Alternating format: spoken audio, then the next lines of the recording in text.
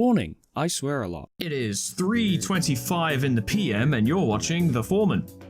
I'm your host, Foreman, and today I wanted to talk about the new year, which I probably should have done last week, but I was just so eager to talk about how great I am at video games and how everyone should get good like I did, that it just had to wait. I really hope you've actually watched that video and realized I'm joking, otherwise this is going to sound terrible.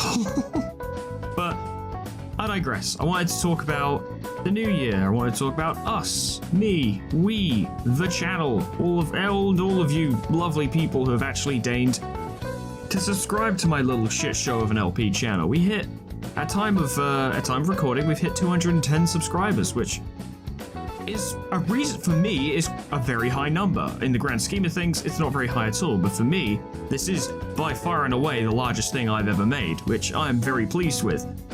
I know that sounds silly, but that is just the way of it. But to provide some context on that front, at the start of 2021, I had less than 100. By the end of 2021, I had over 200. Sub count more than doubled in 2021. Once again, the double of a low number is still a low number, so let's not get too excited, but it feels like a real accomplishment. And it would have been so hard, it would have been nearly impossible, if not impossible, without the people around me, without you guys who watch, without my friends who support me, without my family who also supports me. My family are very supportive of this, and it helps. It really helps, not just in ways in which people can be useful in the most pragmatic sense, but just the pure emotional support does a lot. I went to a small party because, you know, the current climate, fucking yanks on the collar. Ugh. I went to a party on New Year's Eve, and there were some people there, like there were some of my closer friends like Brendan and Amy and Will, and some people who I am friends with but don't know quite as well, you know, a little more distantly acquainted. And then there's Jay's like right in the middle of there. I've known him for quite a while, we just don't hang out much. He's like in the middle, and then there were some people who I don't know quite as well. But everyone was super supportive and really excited for me, and they were really complimentary, really congratulatory. People who I didn't know that well were like, oh, I'll sub to your channel. Like, oh, it's really cool that you're doing this and you seem to be doing really well. Everyone was so fucking nice. And like Sweetman, for instance, like in the lead up on that last day, before, you know, on New Year's Eve, before the clock struck 12 and it became 2022, Sweetman was like, I'm gonna get you to 200 before the new year ends. And motherfucker, he did it. He really did it. He went out and he asked people and talked to people and was like, please come check out my friend's channel. He's so close to 200. You know, I really want to get him there. And that is so emblematic of the kind of person that Sweetman is. Yes, I called him a wanker during the fucking I Want to Be the Guy video, but that's because he inflicted untold suffering upon my soul. The reality of the situation is that Sweetman is a lovely, almost entirely selfless, very generous person, and he has been such a massive source of help and support and motivation during my entire LP career, which has gone on for a very long time because I started a channel before this, as I've mentioned once or twice. So definitely big thanks to Sweetman because he has been very helpful, but it's a big thanks to just everyone. You, if you're watching this right now, fucking thanks. I really appreciate it. You being here is allowing the channel to grow. Slowly but surely, we are making more progress. And progress feels a little quicker now. Like, on New Year's Eve / New Year's Day, we'd gotten to 201. Today is the 4th of January and we're up to 210. That's 9 extra subscribers in like 3 days.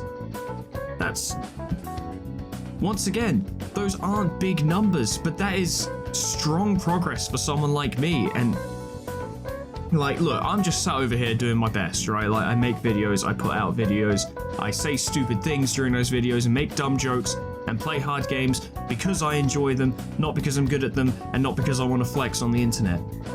It is entirely thanks to you guys that this is fucking going anywhere. And I am so grateful. It's been a crazy year, really. Like, thinking back, God, like, it's a long, it feels like such a long year as well. It's been such a long year. It feels like it's been several years wrapped into one. I did a full Cyberpunk series this year. I think Cyberpunk was all of this year, I'm pretty sure. We've been going through Darkest Dungeon, which was insane. It is insane. It's far from done, especially now that I've downloaded the Summer Isles and Vermintide mods, which, if you haven't played those mods for yourself, I highly recommend you check them out because they're very good. We started doing Fire Emblem, which is a ton of fun and also extremely stressful. We did Deltarune Chapter 2 came out this year, which has been, I think, the source of most of my success thanks to the Snowgrave route playthrough I did, which is currently sat at about 6,000 views, which for someone like me is absolutely unfathomable. I can't even begin to process those numbers. That's insane. And I'm very grateful to everyone who tuned in to check that one out. I've done a variety of things, tried a bunch of different things. Things have happened in my personal life. The world has been changing dramatically. It's been a weird fucking year. I have to say, approach it with just like it was really New Year's Eve, and the moment I hit 200 subs, that it really occurred to me how much the channel had grown. Not that it's huge, but that it had really grown from the start of 2021. And honestly, it came with a little bit of stress and a little bit of nervousness, because I was like, fuck, I've got to keep it going. I've got to keep trying. I've got to keep working hard. I've got to work harder than ever to keep this going, to keep it up, to give you guys what you deserve. Videos that you deserve, videos that you can enjoy. Because that's all I want to do anyway, and like it would be what I was doing anyway, but it just feels like it's a little more pressure now, you know? And it's not necessarily a bad thing. A little pressure can help. A little pressure pushes you to do what you gotta do, work hard, and do shit. Just straight up do shit. But man, I was so used to literally almost no one watching the show, and still not a lot of people do, but having a decent amount of people watching now does put on a little bit of pressure. It's not a problem. I'll be the same as I've always been, but it has played upon my mind, especially since over the past few days, coming off of like, you know, New Year's and Christmas and stuff, where I hadn't been recording during that time because, you know, you're hanging out with family and you're doing stuff, seeing your friends when you can in the current climate. Like, I ran out of footage, basically, and now I'm trying to build that footage back up so I can get back into a normal routine of almost to daily uploads. I aim for daily uploads whenever I can. Sometimes I drop the ball because sometimes there's just not enough hours in the day, man, and like eye strain is a thing. Eye strain is like an LP's biggest, worst enemy, and I'm sure this applies to many other industries as well, but my god, the amount of times it feels like my eyes are going to melt out of my head. Even with these blue light glasses I wear, I don't wear prescription glasses. These are blue light glasses designed specifically to protect the eyes from the strain of looking at a screen all day. Because when I was younger, I could look at a screen all day, but now I'm older, and probably because I did look at a screen all day when I was a kid, I have to be more careful about it now. But like, if you have doing this, right, combined with not being very good at sleeping, creates for a real nasty combo. Because when eye strain really builds up, you would think it would just be eye ache, and you wouldn't be wrong, that is a part of it, but it also makes your head feel like a sponge. Like you get this really heavy-headed feeling, you feel constantly tired, you can't concentrate properly. It's hard, man. I don't know how I got on that tangent. It's just, it's I think it's because it's just something I'm dealing with at the moment, you know, the eye strain flares up and flares down over time, and it's something I'm currently dealing with. But it's just not something you expect when you do this sort of thing. You're not thinking like, oh, why would I not be able to put out a video or put in the amount of work I want to on a certain day? Well, it's not going to be because of my eyes. No, it will in fact be because of your eyes. In fact, sometimes you need to rest them. And it's weird because there's also like, there's consideration behind consistently recording and how that affects your performance. Because on the one hand, you know, consistently recording constantly over a period of time is good because it allows you to be used to the format, the setting of recording, and your brain sort of takes to it. Your brain understands this and can perform it more naturally, but you also wonder if perhaps doing it too much causes your performance to falter because you start to get too used to it. There needs to be a little bit of spark, a little bit of like nervousness and or excitement for doing it to really prompt you into actually performing properly, whereas if you just do it every single day, it might get a little dull, and then you're not performing as well as you could be. I've noticed, and I don't know if anyone else does, maybe it's just me and I'm too close to it, but I do see my performance rise and dip over periods of time, and I always struggle with the same thoughts where I'm like, shit, am I recording too much? Am I not recording enough? Is it because I'm just playing the same stuff over and over again? Do I need to play new stuff? do people even want new stuff? Do they want the same videos and same series as going, or are they looking for me to switch it up? Someone recently was like, I'd love to see you do the latest DMC, and I'm like, bruv, I would love to do the latest Devil May Cry. That'd be incredible, but I don't own that game, so it's gonna have to wait. Plus, I have 3 ongoing series at the moment, and I need to finish like one of them, and I don't think any of them are close to being finished. Bloodborne, we have a lot of bosses left to go. And at time of recording, I still haven't beaten Ludwig. So I'm working on that. Fire Emblem, I have no fucking clue. Truly, I don't. Truly, I have no idea at time of recording. I haven't recorded another episode yet since the disaster at Castle Ostia, I think it's called. So I don't know how much of that game is left. Darkest Dungeon is going to be a while, because I have to clear out the Warpstone Mines, I have to clear out the Somewhat Isles. I've still got to do all the champion level bosses for all of the vanilla dungeons, and I've still got to do the Crimson Courtyard, and then after all that we have to go into the actual Darkest Dungeon itself, which you know these are going to take multiple tries. I'm going to lose heroes a lot, and there's going to be a lot of work behind it.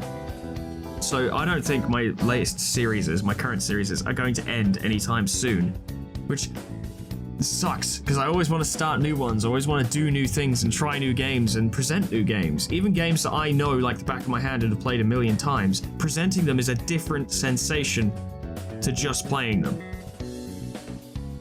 Because you talk about things, you think about things, you look at things in a different way, and you're like, well, what if I tried this? I'm doing a series, I don't have to play this the way I always play it. Maybe I should try something different. Like Bloodborne, for instance, I would always be using the Blades of Mercy by now. I would have done everything I could to perhaps max out the upgrade tree on the Blades of Mercy by now. I say upgrade tree, it's not an upgrade tree, just the upgrade path. Upgrading it. I would have got it to plus 10 by now, is what I would have done. But instead, I'm using the Shikage and the Reiterpalish and the Beast Car. I think I've got something else, I don't remember. There's the Threaded Cane, but I've kind of stopped using that now. Recording a game and doing commentary on it and presenting it for a show is so much different to playing it normally, and it's fun and it's engaging. It forces you, in fact, to engage with what you're doing, because that is your sole focus whilst attempting to provide commentary. You become more invested, you get more into it, or at least I find I do, because it adds stakes as well when you do a show. Not just because it's like, oh no, I have to be entertaining, because I honestly think that when you get to a certain point when it comes to presenting a show, if you just kind of do it, you will find it, and then you'll find some way to be entertaining. And in the editing suite, you can cut out shit that isn't very good. You can keep things interesting. I don't see the point in worrying too much when it comes to recordings themselves. Just do it, right? You'll end up with something you can use, certainly, surely. There'll be something. But I always think, like, there are higher stakes in the sense of, like, oh, fuck, man, we're doing Darkest Dungeon, for instance, and I'm like, if we fail this dungeon, that puts this series behind. It's gonna go behind schedule, and I'm gonna have to try and pull it back. On Bloodborne, it's like, I gotta try and beat this boss today, or we're gonna be behind schedule. I'm gonna have to try and make up extra time to pull it back, and I have so little extra time to work with. Those stakes kind of make things exciting for me. I don't know if that has any effect on you guys, but for me, it does a lot for it. But a lot about what I wanted to do with this channel, ever since the first days of its creation back in 2018, was I wanted to succeed. Let's be real. I did want to succeed. And by success, I mean I want to get the channel to a point where I can make a living doing it. Because A, I'd be making a living doing something I love, which, who doesn't want that, right? That sounds great. But I'd be able to make a living doing this while also being able to invest in hardware and stuff to make the channel even better. There are a million ideas I have that I can't do right now because I simply don't have the hardware for it. My PC, which has been going for over 3 years, will be going on 4 years this year now. This PC has been an absolute workhorse, and it was outdated back in 2018. And it was getting kind of old back in 2018 as well, in the sense of, like, it had been chugging for a while. That's the stress. I shouldn't share my stresses with you, but hey, that's the point of Foreman Talks, is it's supposed to be a little more open, but that is a constant source of stress for me. I tell you what, it's the idea that this fucking computer breaks. Because if this computer breaks, I'm fucked. well and truly. I don't know how I'd replace it. I think I should at least look into like what I should replace it with. Even though I don't have anywhere near the money to buy it, I should look into it and be like, okay, this is what I'll aim for if this thing breaks, or if I just happen to come into a bunch of money. But that is a constant source of concern, where it's just like, I look at it and sometimes it just jutters a little bit, or like the processing power seems weaker than usual, and I'm like, come on man, I can't have you die on me now, come on, I need you to keep going, I need you to keep going. Because even PC repair is expensive, right? And I just don't have the finances for it. Oh. It keeps things exciting, it gives things stakes, it gives things risks. We gotta really go for it in every video, treat every video like it's a big deal, because every video could be the last, who knows? It's drama and tension. I don't know. I have no real direction for this video, I'm sure you can tell. I have no direction for what I want to talk about. I just wanted to talk and just look at what we've done, look at where we are right now, which I know, this sounds so fucking dramatic for a guy who has only hit 200 subs. I know it's not much, trust me. I'm not sat here proclaiming myself as king of shit mountain. I get it, I do. But I just can't help but be pleased with the progress we've made, and I can't help but be pleased with how much we've done this year, or the year that's just been. It's so much more than I expected. It's less than I'd hoped for, because, you know, you hope you just put up a video one day and suddenly you wake up in the morning and you've gone from 60 subs to fucking 2003. But hopes aren't realistic. In terms of expectations, I was not expecting to get to 200 this year. No fucking way. And it wasn't until the end of the year, it wasn't until literally New Year's Eve that I was like, shit, we might actually hit 200. And then we did. I was like, fuck. I know I'm repeating myself, but I just can't believe it. It's crazy. For me. I'd never be able to do it without the people around me. Truly. I am a one-man show. I bring on guests, but this is a solo project, but there is always going to be something to be said for the support of the people around you. It's so important. And it's so freely given as well, I think is what blows my mind so much, is how freely given it is. The people around me are just supportive, that's it. I don't have to ask for it, they just are. And by saying this now, they'll all suddenly disappear because sod's law, that's how it works, but I'm just overflowing with gratitude. I wish I could do more for them. If this channel ever takes off, I could do more for them, but that's a long ways from now. Because I was chatting to my mum of all things, and my friend Amy also brought up this point. After the party on New Year's, my friend Amy was like, so, Foreman, what are your targets? Like, what's your target for the end of 2022?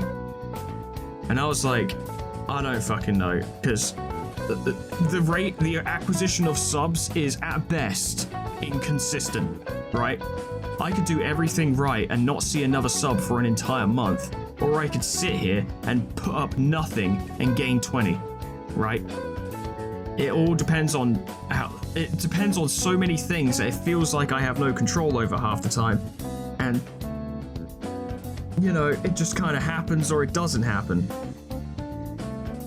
And she was like, yeah, that's fair, you know, because it's hard. It's not like, you know, just if you work hard enough, you'll make this many subs in this amount of time. Unfortunately, it doesn't work that way, or at least it doesn't for me. Maybe it does for others, but not for me.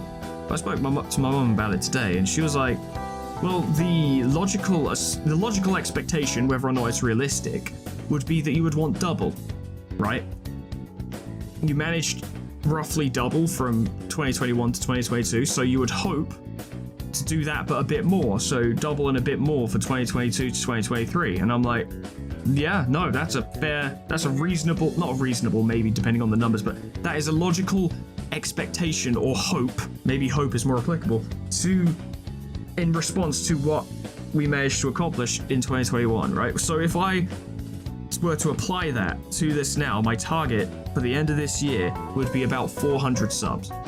Well, not 400 extra subs, but to get to 400 subs. If we were going to go 400 subs, or if we were going to go double and a bit more, then it would be like 420, maybe 450 or so. Now, I don't know about you, right? But that sounds like a bit much. I don't know if I can do that. So I managed to get 100 this year because I had a fucking breakout hit of a video. And that was because Deltarune Chapter 2 came out. I don't know what I could possibly do this year that could spur that kind of response, you know? Especially not when you cross-reference that with things I actually want to play. Because, you know, some people put out Fortnite and Apex Legends videos and things just go well for them, but I don't want to play those games, so I can't take advantage of that. But there are other things I want to check out alongside what I'm currently doing. I want to play Biomutant. I heard that was very disappointing for a lot of people, but fucking Sweetman and Nikki were both like, nah, we really... And Dan was also like, Biomutant's amazing and really cool. I think they perhaps liked the concept more than the execution, but still said it was a good game and they enjoyed playing it, so I really want to play Biomutant. I'd happily do that on the channel. I want to do the latest DMC, which came out a while ago now, but I'd love to play the most recent DMC, because it looks radical. Looks so fucking cool. There's a new Pokemon game, fucking was it? Legend, oh, I don't know the name of it, but the big one, right? The big one, which I worry is gonna turn out the same way as Cyberpunk. But to be fair, Nintendo, for all of its faults, and it has many, does tend to focus on putting out a solid game. Typically. There are exceptions, but they do typically... I don't know if I just have a selective memory here, but they don't tend to put out buggy stuff. I don't know. If you know any examples of properly buggy shit that Nintendo's released, then let me know, but I can't think of any. None spring to mind. I can't think of any Zeldas that were buggy as shit. I can't think of any... I mean, I think there were bugs in, like, Breath of the Wild, but it's an open world game. That's kind of what happens, and, you know. But for the most part, maybe it won't turn out exactly like Cyberpunk, because Cyberpunk was a good game that was completely ruined by its lack of playability. I think the new Pokemon game will be functional, but I don't think it's going to deliver on half the stuff it says it will, or they just won't be as good as we think they'll be. Don't get me wrong, I don't want to be right. I don't want to be right about this. I would rather the game was just really good, and it is possible they could be really good, right? It is distinctly possible. It could be great. I'm just a little uncertain. Been burned too many times before, lest y'all forget the story of Fallout 76, because I sure haven't. Or Anthem. I remember Anthem. Do you remember Anthem? I didn't buy Anthem. I played it at someone's house, and they were a huge supporter of the game, and I had to sort of sit, because I was in their house, I had to sit there and pretend that I liked it. And I was like, it's fine, I guess. And that wasn't even the problem with Anthem. The problem with Anthem was 1,000,001 bugs and being kicked out of development way too early. But I fear we're going on a tangent there that may not necessarily be relevant.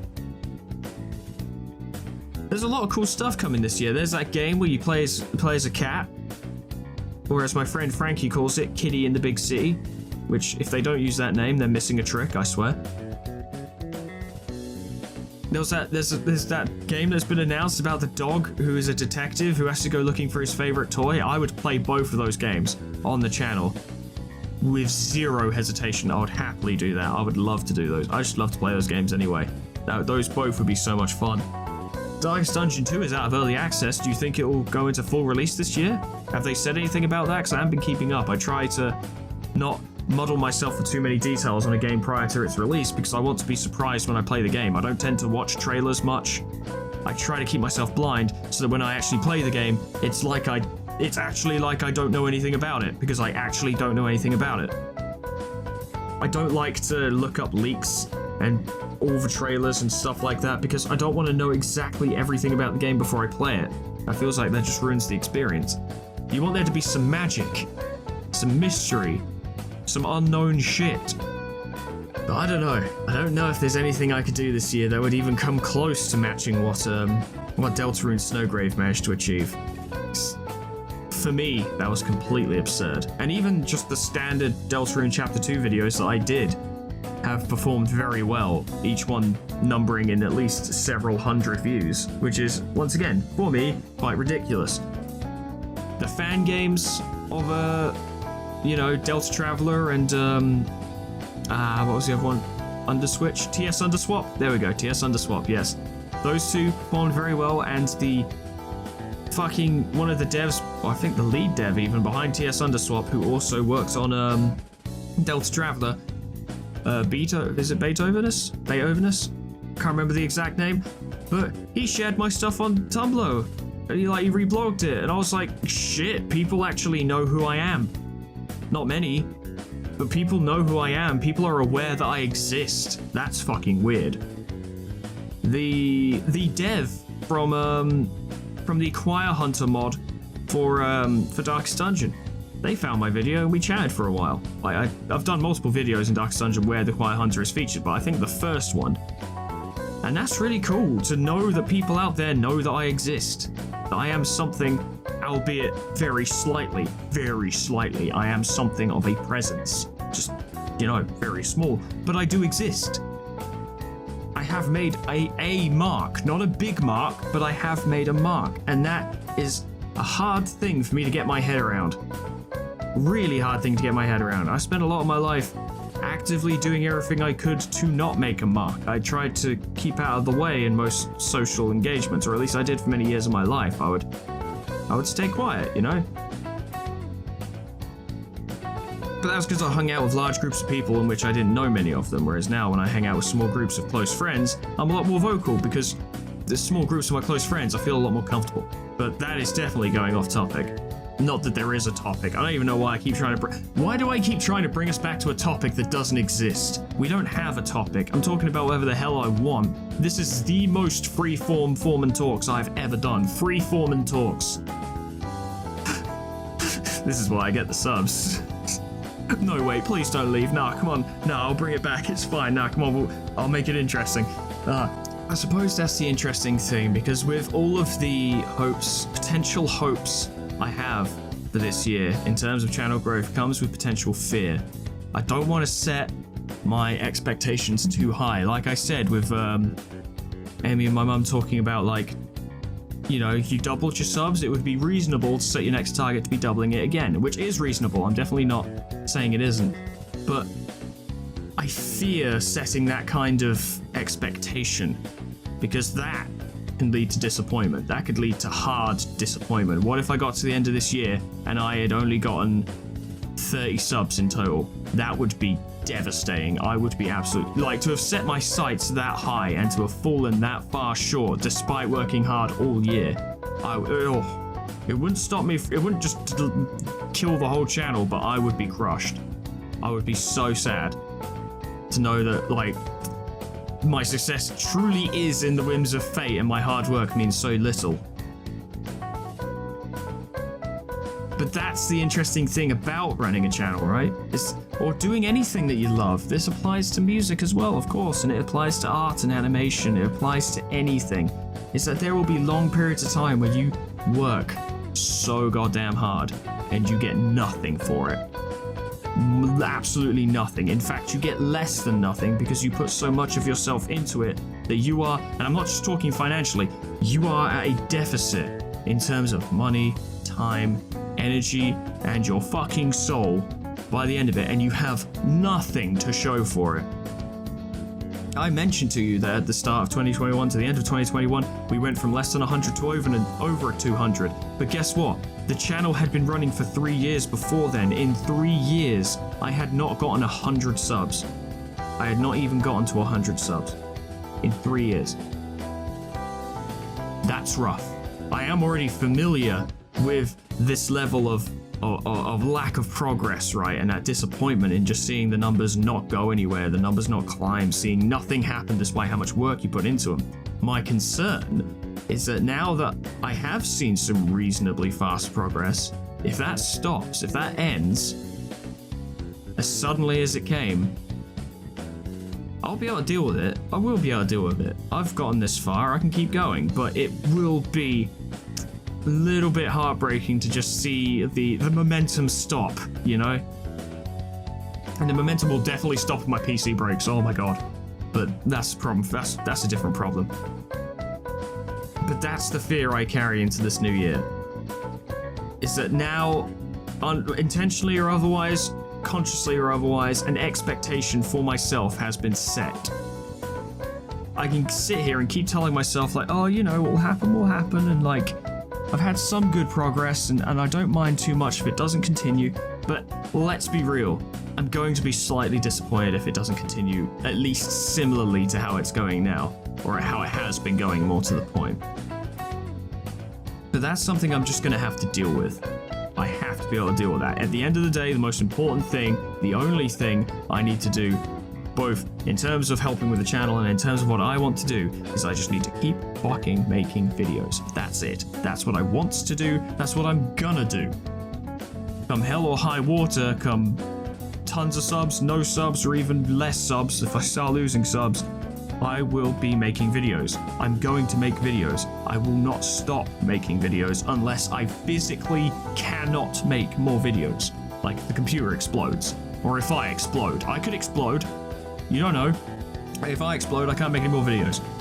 But that is what I will be doing. 100%. Almost putting far too much of my time and energy and soul into it. Probably at the deficit of other aspects of my life. I will be making videos. And I'm going to keep going. And I've got fun ideas for this new year. Not just the games I've mentioned. There are plenty of fun ideas I've had. Many people have thrown in their own ideas for things I could do. There are so many possibilities, so many new things I could try this year while still doing the things I was already doing that I enjoy.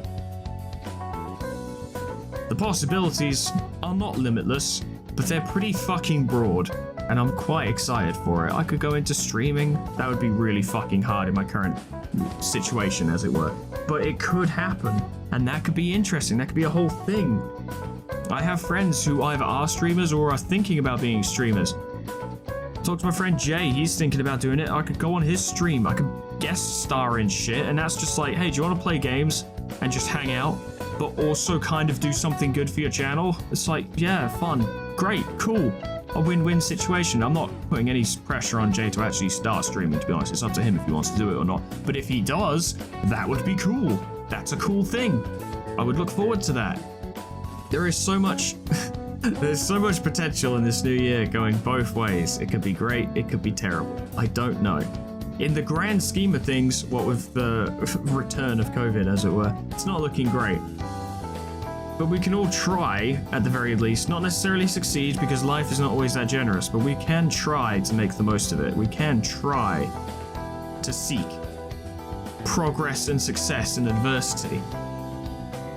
And in fact, that is the most satisfying progress and success, is to work for it and take it when it doesn't seem like you could. Maybe that's why I'm so pleased with where we are now, because I just did not think we'd get here. Not for a long time. In fact, I think a deep part of my soul never thought we'd get here, because of just how slow progress was since I started. How slow it had been. How little changed over long periods of time. I was just so certain that things would never happen. And who knows, maybe 10 years will pass and I'll never get past 300. But even if that turns out to be the case, no one, especially most importantly not me, will be able to say that it was because I didn't try. Because I did try. I have been trying, I am trying, I will try. And I won't stop trying until I am physically unable to continue trying. I know this seems weird, and it's weirdly deep and weirdly, I don't know what the term is. Sincere, I suppose. It's weirdly sincere, but this is truly how I feel about it. I do have a passion for this work.